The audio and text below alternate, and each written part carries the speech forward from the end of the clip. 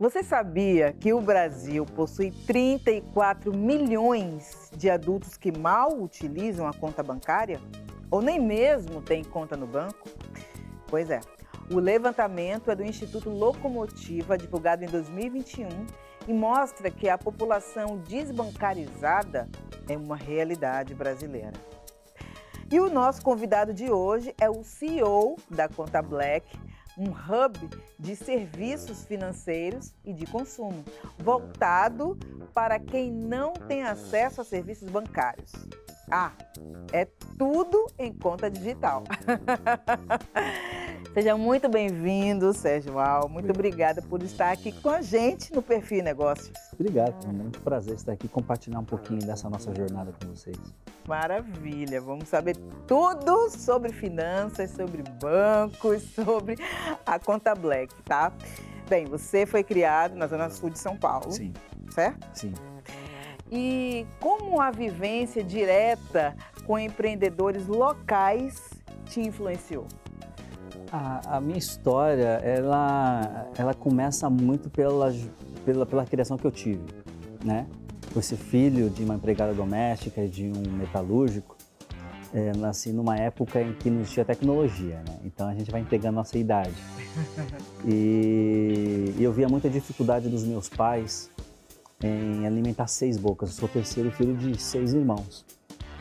E dali, ver toda aquela dificuldade dos meus pais, que nasceu um empreendedor. E o empreendedor, ele se prova em cima das suas maiores adversidades e problemas. E quando eu falei que um dia seria empresário, a minha mãe foi a minha maior incentivadora, falou que eu ia ser empresário. Então dali, 6, 7 anos, nasceu um empreendedor, um jovem que viajava nos filmes de negócios, vendo aquele mundo de bolsa de valores.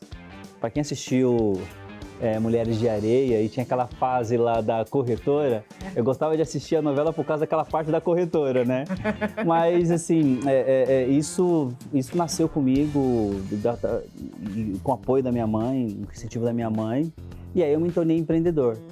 E eu levei essa minha jornada de empreender desde até a minha adolescência, quando eu tive meu primeiro emprego como intraempreendedor, funcionário intraempreendedor numa empresa de loja de departamentos conhecido como MAP. E eu comecei lá como office boy. Lá eu vi a possibilidade de construir um Sérgio que entendesse pelo menos do mercado corporativo, né? Para trazer essa bagagem, conhecimento e experiência para a minha jornada. Mas foi aos meus 19 anos que eu resolvi sair da empresa e montar meu primeiro negócio. E aí a pergunta era, qual é o meu primeiro negócio?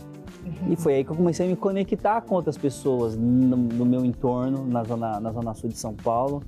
E me conectando com essas pessoas, eu fui construindo ali meu desejo de descobrir o que eu gostaria de fazer. E foi o mercado de games, que foi meu primeiro negócio na década de 90. Uau. Mais depois da Copa de 94, 95, 96, eu montei meu primeiro empreendimento com meu primo e mais 5 amigos, num barraco assim, na madrugada, todo mundo programando, e foi aí que eu montei meu primeiro empreendimento. Mas era o quê? Era uma casa para as pessoas jogarem? Não, pelo contrário. A época era a época da bolha da internet, a internet era a grande novidade, nós resolvemos desenvolver um site que ele seria uma espécie de Google. Uau! É um buscador de dicas de jogos de videogames. Ou seja, você, eu comprou um jogo, quero passar uma fase. Você ia lá, colocava o nome do jogo e eu dava lá as fases de como você passar do começo até o fim. E foi uma coisa feita, e foi um empreendimento criado assim, sem muito planejamento, porque a gente simplesmente falou uma quarta-feira jogando videogame, vamos fazer disso um negócio? Assim, vamos, chamamos os amigos, ficamos várias madrugadas. O resultado é que anos depois, nós tivemos uma plataforma com mais de 50 mil dicas.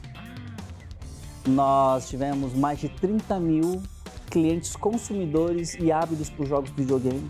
E descobrimos que grande parte desse público é um público adulto. E a gente começou a chamar a atenção dos grandes fabricantes do mercado. Nintendo, Microsoft, Xbox, Sony, Electronic Arts, os fabricantes de jogos. Sim. E ali nasceu um especialista em jogos de games, mercado de jogos de games no Brasil, que era eu. Mas e aí, a empresa? Fiquei curiosa agora. Tem umas coisas. Acho que a parte do empreender tem essa questão, né? A gente aprende acertando e errando, né? Sim.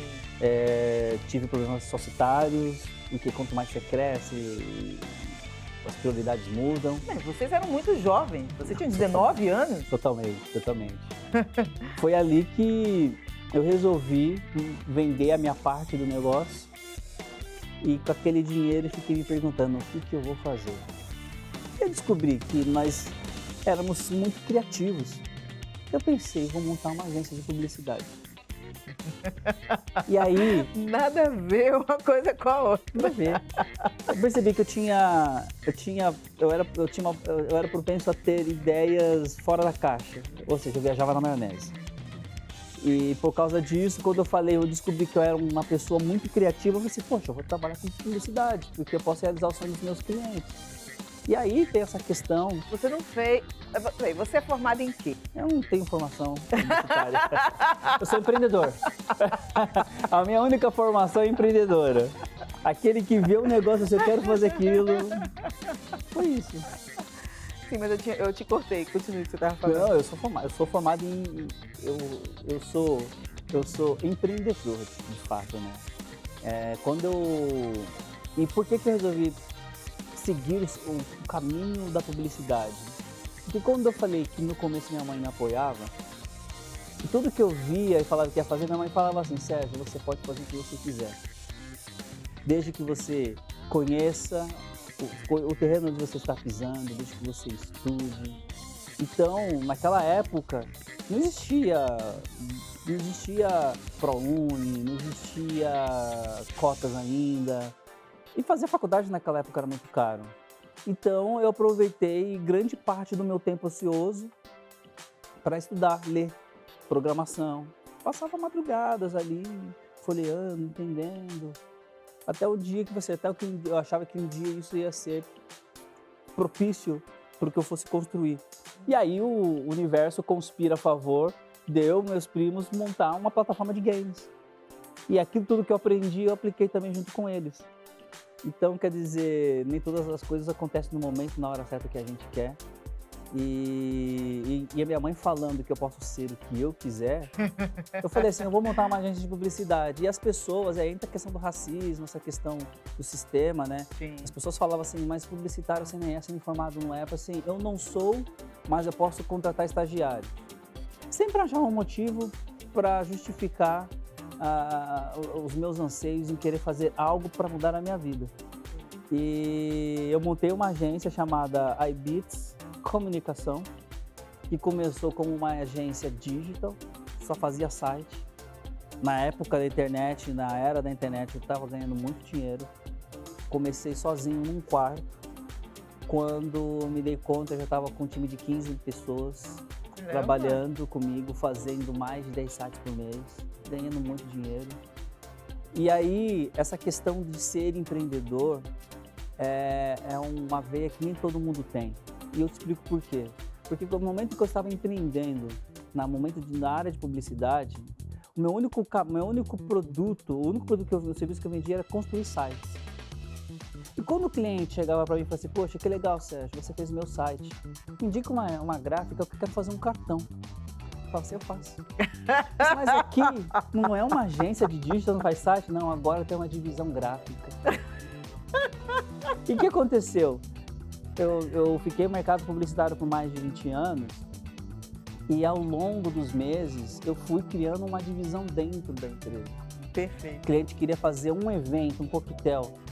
Eu faço, mas você não tem uma empresa de eventos? Não, agora tem uma vertical de eventos. Aí você contratava quem sabia fazer, obviamente. Exato. Né? E eu era o cara que vendia. Maravilhoso. Então eu nasci, acho que a minha formação empreendedora, ela me permitiu ser uma pessoa muito observadora. E é claro, eu não posso deixar de fazer parênteses, né, que entre montar uma empresa de games e montar uma agência, E eu nessa procura do que fazer para ganhar dinheiro e empreender, eu fiz marketing multinível.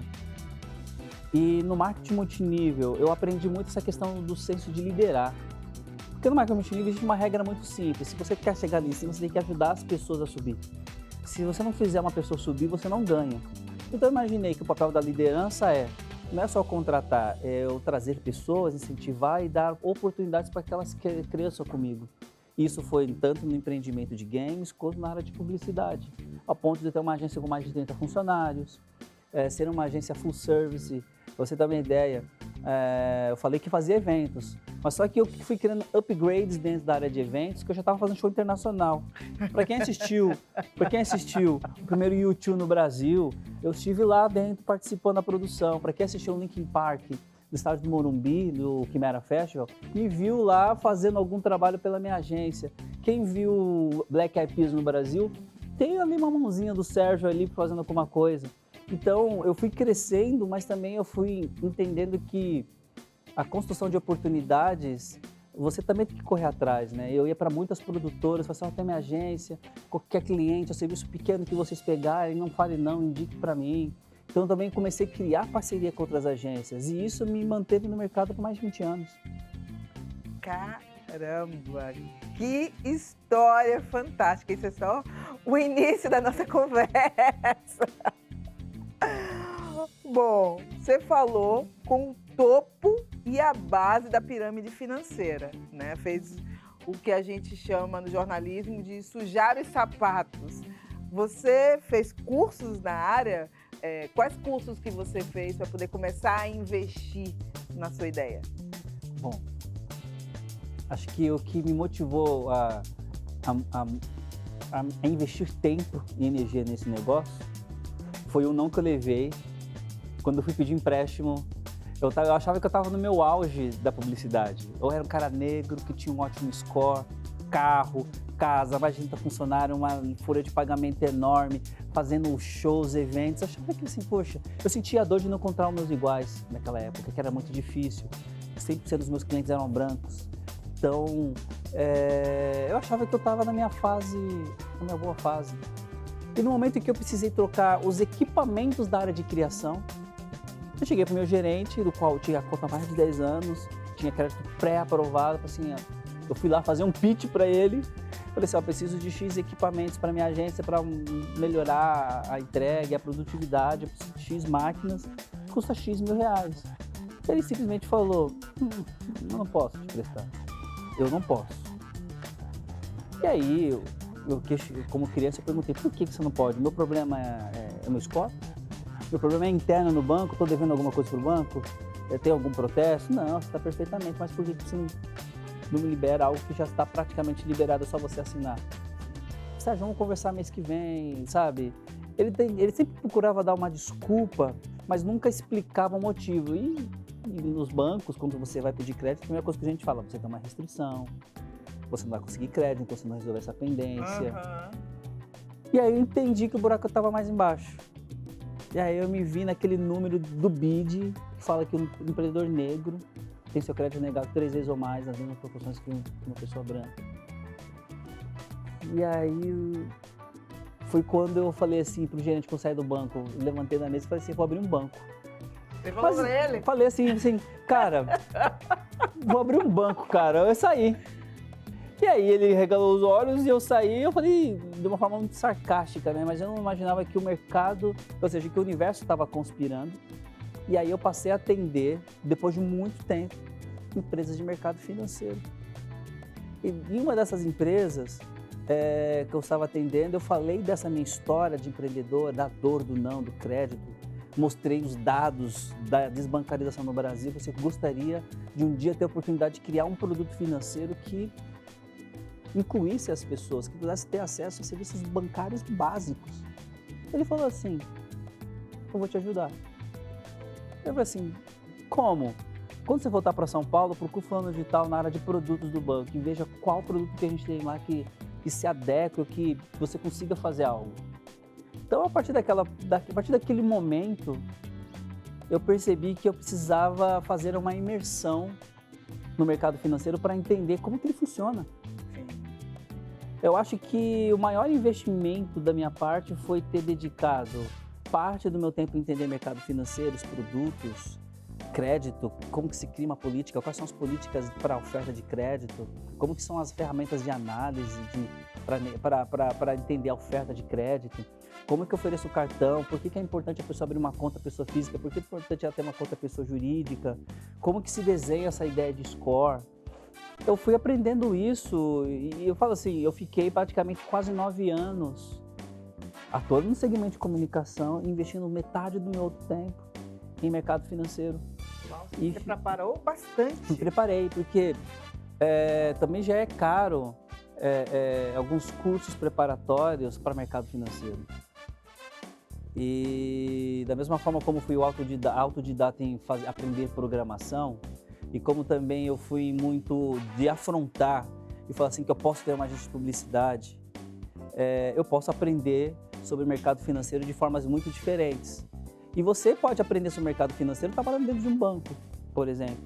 Então, o que eu fiz? Eu fiz essa imersão, vi os produtos, pivotamos alguns modelos e essa experiência que eu construí foi o maior investimento que eu tive ao longo de 9 anos. Pra você ter uma ideia, eu fiz essa imersão em 2008 e fui lançar a Conta Black em 2017.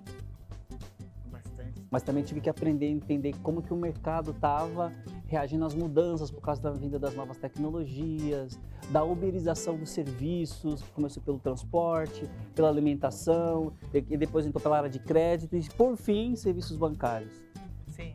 A bagagem toda que eu construí, ela serviu justamente no dia que o Banco Central ele entendeu o papel das fintechs. Eu falei assim, acho que agora é o momento de lançar um serviço que fale com o meu público, com o meu povo. Uau! E olha, gente, hoje 53% dos empreendedores são negros. Mas, ao mesmo tempo, pessoas negras correspondem a 75% dos 10% mais pobres do país. E o levantamento foi feito pelo movimento Black Money com base em dados do IBGE. Realmente, essa conta não fecha. Mas olha só, a gente vai para um rápido intervalo e daqui a pouco, no próximo bloco, a gente vai conhecer um pouco mais do espaço da Conta Black. Então, não saia daí, já já eu volto.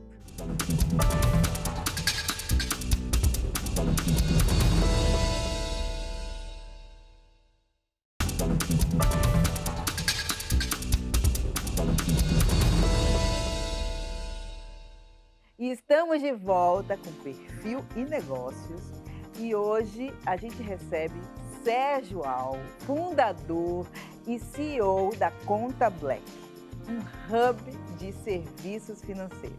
Bem, no primeiro bloco a gente mostrou um pouquinho da trajetória do Sérgio até aqui, né? Ele viveu uma situação infelizmente comum para muitos empreendedores negros, o racismo. Sérgio, você pode me dizer agora como é que funciona na prática a Conta Black? É bem simples, né? Hoje a Conta Black, qualquer pessoa consegue ter acesso aos serviços da Conta Black. A Conta Black é uma conta digital que tem ali que oferece todas as experiências de uma conta corrente. Fazer Pix, fazer pagamento online com cartão virtual, cartão físico. E também tem experiência de outros serviços, como microseguros, consórcios. E agora, nesse mês de novembro, a gente vai lançar uma vertical de investimento chamada Black X. Né? Para quem assistiu o filme, né? Então eu já peguei esse jargão, Black X, que é a vertical de investimentos, com o objetivo muito de trazer essa experiência, essa nova jornada de experiência de serviços financeiros para os nossos membros. E acessar esses serviços é muito simples, para quem tem um app, do Android ou iOS, né? Baixa o app de uma forma muito simples, faz todos os processos legais ali de abertura de conta, foto, selfie, documentações, e ali em alguns minutos a conta está aprovada. E pessoa jurídica acessa pelo Internet Bank, pelo computador. Pelo computador acessa lá em abrir conta PJ e lá ela faz todo o processo de cadastro, coloca o contrato social, a foto dos documentos sócios, né, se houver. Se for MEI é muito mais rápido. e ela consegue também, em poucos minutos, ter essa conta aprovada, com o número de agência, conta, e ela tem a experiência ali de conta corrente, né? Então é muito fácil ter acesso, e acho que o mais importante disso tudo, nós estamos muito compromissados em estar perto dos nossos membros e entender, além de ofertar os serviços de banco, a gente saber quais são os sonhos deles. Porque eu tive sonhos, falei que ia ser empresário, falei que ia fazer uma série de coisas que eu fiz na minha vida, com todas as dificuldades de um jovem preto e periférico. E a Conta Black, ela tem uma vantagem, não digo muito competitiva, mas é muito mais humanizada no sentido de que eu não faço análise de risco e crédito dos nossos clientes. Se ele tiver restrição, ele vai conseguir abrir a conta. Ah, é? Porque eu acho que fechar a porta já nesse primeiro acesso é um dos maiores erros, porque todo mundo erra na vida. E qual é o empreendedor que não empreendeu por necessidade e que fez muita dívida? Eu sou um deles que já fiz muito. Então eu entendo que a construção da oferta do crédito depende do acesso. Então, se eu ofereço o acesso e conheço meu cliente e dou caminhos para que ele possa crescer de forma consciente, pensando no seu dinheiro, eu consigo ajudá-lo a se capacitar para ter acesso a crédito. Algo que todo banco devia fazer. Sim. Então tem essa aproximação com os clientes. Sim. Precisa, né? Porque uma das coisas que eu aprendi no mercado publicitário, que nenhum produto ou serviço se torna eficaz se não tiver cliente, se não tiver gente. Então, se eu conheço bem o meu público, que grande maioria é preto, das suas dores, e se eu não criar um produto pensado, um serviço pensado para ele, infelizmente, estarei fadado a morrer na praia. Sim. É muito interessante conhecer um pouco mais desse mercado financeiro, né? Ainda mais quando é esse braço da economia que muitas vezes é ignorado. Sérgio, queria saber agora o seguinte: qual a estratégia que você usou para buscar investimentos? Uma coisa que eu aprendi também no mercado publicitário é que quem não é visto não é lembrado. Então, eu tenho procurado antes, para chamar a atenção do investidor, construído algumas ações de comunicação que fale com o nosso público final, mais no intuito de ensinar. A partir do momento que eu abro a porta do acesso digital, do que da inclusão, eu estou qualificando meu cliente, meu membro, a ter acesso a um serviço financeiro que vai levar a essa direção. E a gente foi trabalhando isso, criando relações com ONGs e organizações sociais de empreendedorismo e também as organizações de afroempreendedorismo, com o intuito de mostrar que a Conta Black não queria somente oferecer serviço bancário, mas que queria trazer uma narrativa de educação financeira para a jornada desses empreendedores, que sejam pessoa física e jurídica. E, ao mesmo tempo, a gente passou a investir em PR e mostrar a força do nosso negócio, que é um negócio que nasceu na quebrada, para um mercado que estava à procura de novidades no mercado financeiro, serviço do mercado financeiro, né? Então, a gente começou a investir tempo e exposição em cadernos de tecnologia, em cadernos que falam sobre finanças, em cadernos de empreendedorismo, que fala de negócios que nasceram na quebrada e que hoje são negócios promissores, de se colocar à disposição de eventos de empreendedorismo físicos para trazer um pouquinho dessa jornada do que é ser Conta Black. E aí, construindo parcerias estratégicas com produtos e serviços para que a gente construísse uma jornada de consumo dos nossos clientes. Que banco que oferece negócio de consumo? Não tem. Quer dizer, agora eles estão começando a entender que tem um produto muito importante que é um CPF, que é uma pessoa. E isso fez com que a gente chegasse nos investidores de uma forma muito mais rápida.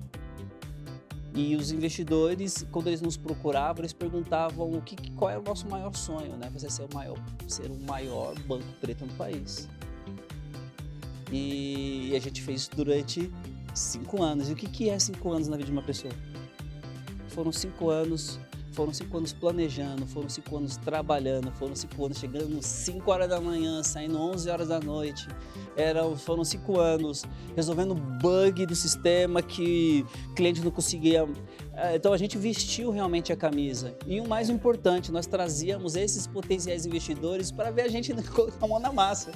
Como que poucas pessoas conseguem atender tantos clientes? Então isso já mexia com o brilho do investidor. Sim. E nosso primeiro investimento foi um investimento de 4 milhões entre 2018 e 2019, quando o investidor viu numa mesa de reunião todo o nosso time trabalhando e perguntando para cada um o que cada um fazia, viu os nossos números, via as nossas projeções, e eles falaram assim, eu não preciso falar mais nada, eu quero investir. Então a gente aprendeu a se posicionar para mostrar para os investidores que nosso negócio também é um negócio relevante. Claro. E aí agora nós estamos numa fase muito importante que é dedicar tempo para trazer investidores qualificados, mas no sentido de que a gente não quer somente o dinheiro, a gente vai querer também a experiência dele. Como é? Por exemplo, se um investidor que é de mercado financeiro, ele resolve colocar um dinheiro, o que ele pode trazer da expertise dele para a gente melhorar os nossos serviços? Então aí vem a experiência dele que conta muito mais do que somente um investidor que coloca dinheiro. Sim. Então até isso a gente teve que aprender, de não ir só pelo dinheiro. Claro, também tive que devolver dinheiro de muita gente, porque senão esse investidor para mim não funciona. Então para não ter um problema eu vou devolver investimento. Então a gente aprendeu ao longo da jornada a fazer tudo isso e nós estamos ainda em fase de captação, né?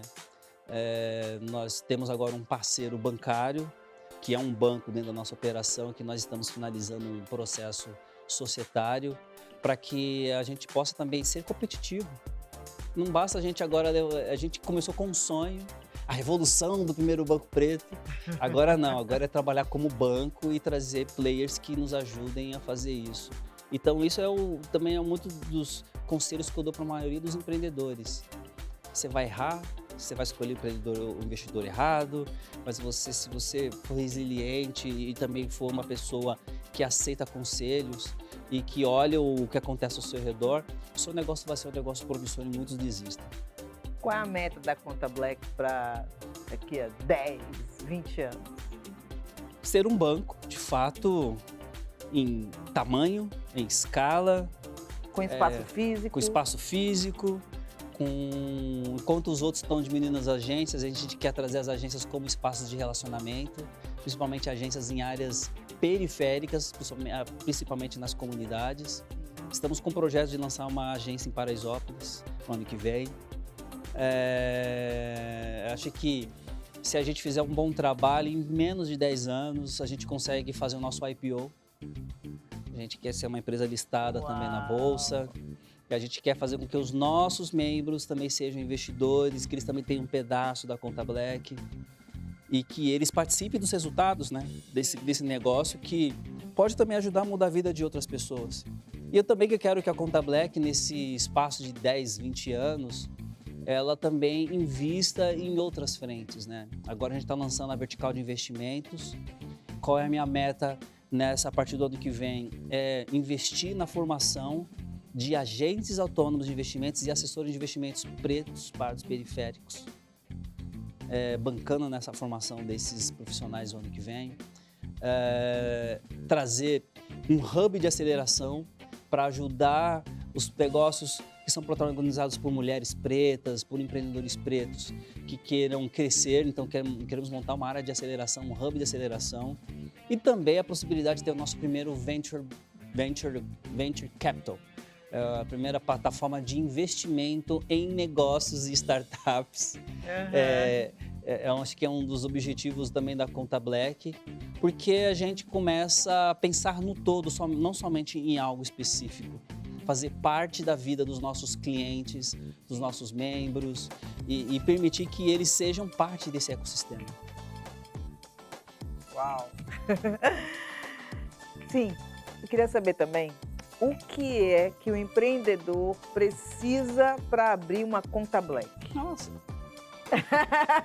Nada, só o CPF, CNPJ. É só mais nada, ele ter o documentinho bonitinho, o CPF, o contrato social, o CNPJ dele. O MEI pode ter conta. Pode. A aprovação do MEI, de abertura de conta MEI, é muito mais rápida porque é uma pessoa, sabe? Então, o processo de análise é muito rápido.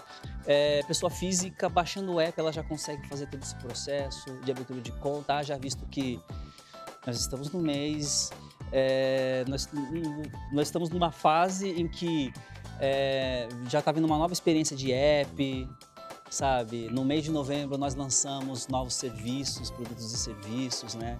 Então, acredito que a nova experiência que nós estamos trazendo agora para os nossos membros é que a abertura de conta seja mais rápida, o atendimento seja muito mais rápido e que nada é perfeito. E muitos vão reclamar, mas aquele que tiver a consciência de que ele está fazendo parte de algo que vai criar legado para as próximas gerações já é o mais importante. E quanto os clientes reclamam da gente, a gente sempre procura melhorar, porque o cliente que reclama é um cliente mais valioso que a gente tem. Com certeza. Então, se ele perde tempo, né, reclamando, é porque ele quer, fiel, ele quer que dê certo. Exatamente. Né? Então, a gente quer cada dia melhorar as nossas entregas e é isso. Super fácil abrir uma conta. Baixa o app. Como é que chama o app? Conta Black só? Conta Black. E chegou lá no Apple Store, no Play Store, colocou Conta Black, vai aparecer a sigla BLCK. Um negócio em pretinho ali que está de destaque já está de bom tamanho. Gente, os empreendedores negros foram os mais prejudicados pela crise sanitária, segundo o levantamento do Sebrae e da FG. Eu queria saber como é que foi esse período de pandemia para vocês e para os clientes. Foi um ano de muita incerteza. A gente fala que a Conta Black tem 5 anos, mas quando eu falo sobre operações eu conto 3. Porque os outros 2 de pandemia foram anos em que a gente teve que se reinventar. Por quê? Nós perdemos muitos clientes, né? Mas também uma outra parte dos empreendedores pararam seus negócios. E um banco vive como? Vive de taxas, pequenas taxas, serviços, recorrência. Então a gente repensou o nosso posicionamento e, como uma ferramenta financeira, a gente começou a provocar as organizações sociais de empreendedorismo, perguntando o que a gente pode fazer para ajudar, porque tinha um auxílio do governo que não chegou para muitas pessoas, mais de 60 bilhões aí foram para a bolsa de outras pessoas e aí tiveram todo um trabalho de devolverem esse recurso, se é que devolveram. Mas muitas pessoas não conseguiam, porque primeiro não conseguiam baixar o app do banco e não conseguiam receber. E o que a gente imaginou? Vamos nos mobilizar. E aí foi criado um fundo chamado de Todos, que participavam acho que 5 ou 6 organizações sociais, principalmente pretas, e elas, em conjunto com a gente, começamos a falar no mercado sobre a necessidade de arrecadar fundos para ajudar essas famílias. Foram arrecadados algo aproximado de 3 milhões, a quase 4 milhões. E conseguimos ajudar a bancarizar parte desses empreendedores, dessas famílias, ajudando mensalmente com R$300. E aquele empreendedor, principalmente aquele que tem restaurante, pequenos estabelecimentos, com R$1.200 por mês, para que ele pudesse se segurar ali nesse período de pandemia. Então a gente teve que pensar nos nossos clientes. Parte da nossa operação a gente não pagou para os nossos fornecedores de serviços de tecnologia. E eles até entenderam que fazer parte desse movimento era importante. Então a gente teve que se posicionar e foi isso que também ajudou a Conta Black ter maior número de clientes. E eu acho que o papel de uma instituição não é somente gozar do número de clientes que ela tem no mercado. É se perguntar o que eu estou fazendo para ajudar. E nesses 2 anos de pandemia, nós conseguimos ajudar muitos empreendedores. E é por isso que nós somos uma empresa signatária da ONU, porque nós focávamos muito nas mulheres empreendedoras nessa época de pandemia, oferecemos cursos gratuitos para essas empreendedoras aprenderem a vender online. E esse recurso foi o que ajudou elas a pagar a conta de luz, a internetzinha dela, a internet dos filhos que precisavam estudar de forma remota. Então, qual o papel social de uma instituição? Do que somente visar lucro? É dar valor para aquilo, seu maior ativo, que são seus clientes. E a gente até hoje, como Conta Black, nesse pós-pandemia, estamos procurando mais, estamos procurando plataformas para oferecer cursos gratuitos, para apoiar o nosso empreendedor para que ele possa faturar mais. Então, o ano de pandemia foi um ano muito difícil, mas foi um ano que nos provocou a repensar como que eu, Conta Black, me posiciono pensando no meu cliente. Hoje vocês têm quantos clientes? Hoje estamos com aproximadamente 30 mil clientes. Que é bastante. É muita gente. É muita gente alegre, é muita gente reclamando, que faz parte do processo. Mas o mais importante são pessoas que estão com a gente ainda, né? Sim. Por mais que a pandemia, por mais que as fintechs, elas diminuíram a desbancarização, porque elas que foram os principais atores da diminuição da desbancarização, que saiu de 55 milhões para 34 milhões. Então elas têm ainda um papel importante. E um cliente Conta Black, a gente sabe que os nossos clientes têm 2 contas. Ah, é? Hoje o público... Jurídica. Física e jurídica, e também tem outros bancos. Ah, sim, sim. Também tem outros bancos, porque a gente entendeu que o advento das fintechs deu essa possibilidade de acesso rápido a esses serviços. Mas os nossos membros, eles são fiéis ainda ao Conta Black. Fantástico. Gente, o papo tá muito bom, né? Mas agora a gente vai para um rápido intervalo e já a gente volta.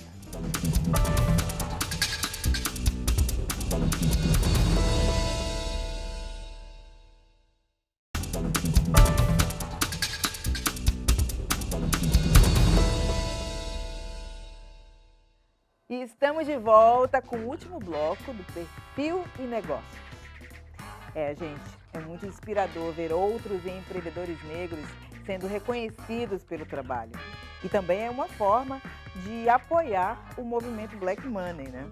E para você que não conhece, no Brasil, o movimento Black Money foi criado em 2017 e tem como objetivo fazer o dinheiro de pessoas pretas circular entre pessoas pretas. E apesar de ser um termo mais conhecido atualmente, o termo Black Money surgiu no século XX por influência de Marcus Garvey, um ativista jamaicano e negro conhecido mundialmente. Sérgio, eu queria saber agora o seguinte: o que você falaria para você mesmo quando você começou, anos atrás? Olha, continua, faça da forma como você fez, sem olhar para trás, sabe? Eu falo muito sobre isso quando eu dou mentorias, né? Que eu acho que a minha criação, as minhas dificuldades, a minha experiência com racismo, o meu querer fazer as coisas e não deixar que ninguém falasse que eu poderia ou não ser ou fazer, que foram instruções que a minha mãe me deu desde pequeno, me preparando para o mundo, e ela falava que ela não ia estar aqui para sempre, que deveria estar preparado. Então tudo isso foram ingredientes que preparou o Sérgio que é hoje, sabe? Quando as pessoas, eu falo para os mentorados que, cara, o que você está passando, a dor que você está sentindo, eu senti, só que eu não desisti. Muitas pessoas não vão querer ver o seu sucesso, como muitas pessoas não queriam ver o meu sucesso. Às vezes os meus iguais falavam para mim que eu não era um cara de comunicação, como também não era um cara de mercado financeiro, que eu deveria procurar um emprego e sossegar meu facho. Mas não, eu olhava que eu poderia ser uma pessoa bem-sucedida. Então, eu faria as mesmas coisas. Agora, se eu nascesse numa época que tivesse tecnologia, a conversa era totalmente diferente, que eu aceleraria muitas coisas. Mas eu acho que também foi uma prova de mostrar que como que a gente conseguia criar coisas e fazer coisas sem tecnologia. Porque na minha época era rádio, TV, jornal, revista, não tinha mais nada, não tinha smartphone, não tinha nada disso. Sim. Então, e Então, eu acho que eu falaria isso, continue fazendo e que você vai ser uma pessoa bem-sucedida. E é um ótimo comunicador também, né, gente? Como vocês podem perceber. Anos de treinamento. E de mentorias também. Exatamente. Bem, agora eu quero saber também o seguinte, como é balancear a sua vida pessoal e sua vida empreendedora, né? Porque você sente que existem dois Sérgios, o de casa e o do trabalho? Sim. Eu acho que esse foi um dos itens que eu fui melhorando aos poucos, né? Porque o empreendedor, quando ele empreende, ele não tem vida. Ele abre mão de estar com a família no final do ano, ele às vezes abre mão da sua saúde. Uma das coisas que eu sempre falo, eu fiquei mais de 10 anos sem cuidar da minha saúde. De ir no médico. Você não foi no médico em 10 anos? Em 10 anos. Eu tava ali a sorte. Ainda a sorte bem que eu tava bem, né? Ainda bem que eu tava bem, né? Pelo menos eu comia bem, né? Mas depois que quando eu atingi um objetivo, eu falei assim, não, eu tenho que cuidar de mim, eu tenho que ter qualidade de vida, eu preciso ter um momento para o Sérgio. E eu comecei a guardar os momentos preciosos da minha vida para as minhas besteiras, sabe? Que é jogar um videogame, que eu adoro jogar videogame. Foi meu primeiro negócio, né? Então tá um ranço do game maníaco. Gosto de fazer as minhas atividades esportivas, todo final de semana jogar minha bolinha. Tenho meu momento de leitura. Não levo mais o computador para casa, porque antes eu levava. Se tinha o notebook lá, eu já sentava e começava a trabalhar. Você não leva mais? Não levo, porque eu já tenho um smartphone, né? Então, pelo smartphone, eu já controlo meu time em termos de trabalho, eu não falo sobre trabalho. Então, eu comecei a construir qualidade na minha vida, entender, uma das coisas que a minha mãe falava, em uma família evangélica, cristã, minha mãe falava assim, que há tempo para tudo. Quando as pessoas falam que não tem tempo, é mentira. Elas compram tempo quando elas querem fazer alguma coisa. E ela falava assim que há tempo para tudo. Há tempo para chorar, há tempo para trabalhar, há tempo para brigar, para brincar. E às vezes ela falava para mim que, Sérgio, tem uns momentos... Ela falou assim, primeiro a obrigação, depois a devoção. Então, foi difícil. E eu sempre falo para os empreendedores, procure o tempo para você, para sua saúde mental. Você não vai guardar tesouros na terra. Então, conheço histórias de muitos empreendedores que empreenderam e não atingiram o objetivo de vida deles, não estão mais aqui entre nós. Assim, quanto que vale a sua vida? Quanto que você vale? E eu falo isso para todos os nossos empreendedores, tanto que nosso trabalho, toda sexta-feira, a gente sai um pouquinho mais cedo para fazer as nossas brincadeiras, nossos happy hours. Não, a gente trabalha a semana toda, de segunda a sexta, vamos beber, vamos se divertir, vamos falar besteira, vamos falar de futebol, porque isso é uma forma também de motivar o nosso time a estar na segunda-feira cedinho lá, trabalhando, entregando, porque tem um ambiente sadio, sabe? Então, acho que nós estamos numa época de falar de saúde mental. Então, eu acho que sim, é um papel das empresas, dos empresários, prezarem pelos seus funcionários, porque o lucro que ele tem ali vem dessas pessoas que trabalham horas e horas e que às vezes não tem nem tempo para a própria família. Então, eu falei assim, eu quero também que no nosso negócio as pessoas também tenham qualidade de vida. Hoje vocês têm quantos colaboradores? Hoje nós temos 10 colaboradores, vamos chegar para 20, até 25 até o começo do próximo ano.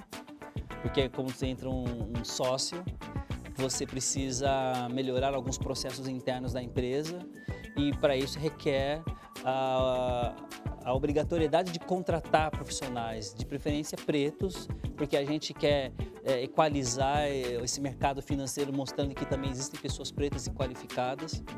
E esse é o nosso objetivo. Eu quero chegar um dia a ser que nem os nossos concorrentes, aí ter 300, 400 funcionários, um prédio próprio, sabe? E mostrar assim, que tudo isso que a gente construiu não foi só pelas mãos e os sonhos do Sérgio, mas também dessas outras pessoas que também compraram o meu sonho e que estão comigo até hoje. Fantástico. E qual conselho que você deixa para quem está começando agora a empreender, mas que tem até receio, né, por não possuir conta no banco? Não desista do seu sonho. Quando eu comecei a empreender sem dinheiro e sem conta. A primeira pergunta que eu fazia, como que eu vou conseguir aquele dinheiro do cliente? Primeiro eu vou prometer algo para ele para vender.